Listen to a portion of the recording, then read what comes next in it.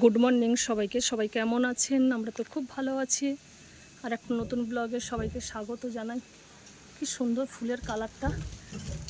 এই গাছটা মিনিমাম আমার 10 বছরের গাছ। খুব সুন্দর আছে গাছটা, ঝাগড়াও হয়েছে। ফুলের কালারটা এত সুন্দর,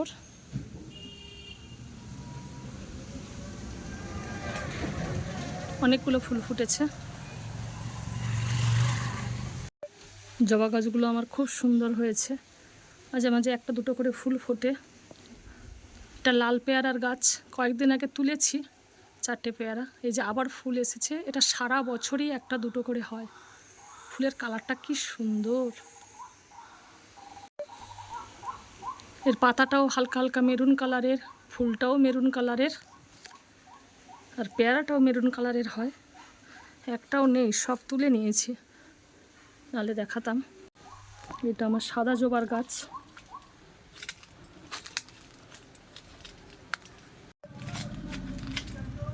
প্রতিদিনই 2-4টে করে ফুল ফোটে, একদম ডিপ সাদা।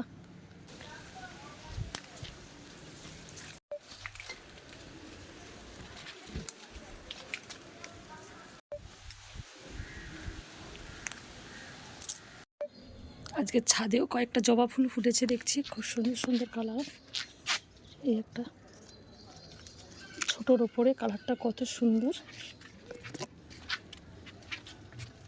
এই গাছটাতে অনেকগুলো কুড়ি হয়েছে, খুব সুন্দর কালার।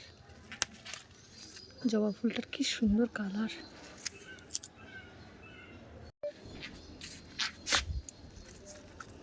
এই ফুলটার আমার 3-4টে কালার আছে। নিচে একটা মেরুন আছে, একটা হলুদ আছে, এটা ক্রিম কালার। আজকে একটা বেল ফুলও ফুটেছে, খুব সুন্দর।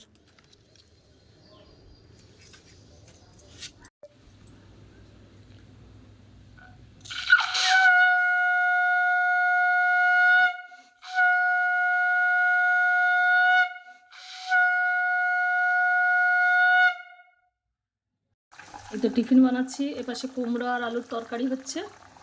এই রুটিটাকে বেলে নিয়েছি।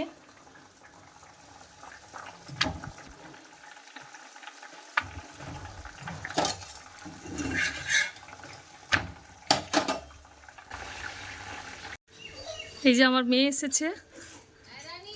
কে ডাকছে? রানী কে ডাকছে রে?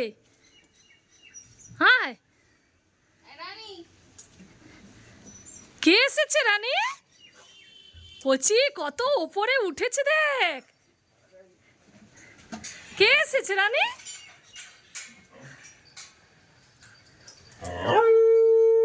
কে এসেছে?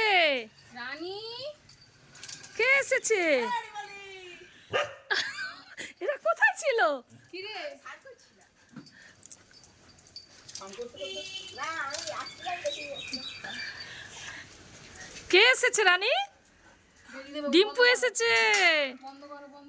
কি খবর কি খবর? তার কোথায় পায়ে কি ফুলে গেছিল? হ্যাঁ ওই তো পায়ে গেছে।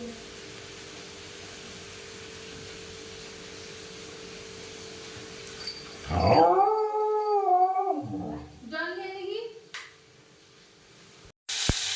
এই তো রান্নাটা বসিয়ে দিয়েছি। করলা ভাজা করছি, আলু আর করলা সঙ্গে ভাজা করছি। আজকের মেয়ে আসছে। মেয়ে যে পটল ঝিঙা খেতে খুব ভালোবাসে, পটল ঝিঙা ভাজা করব।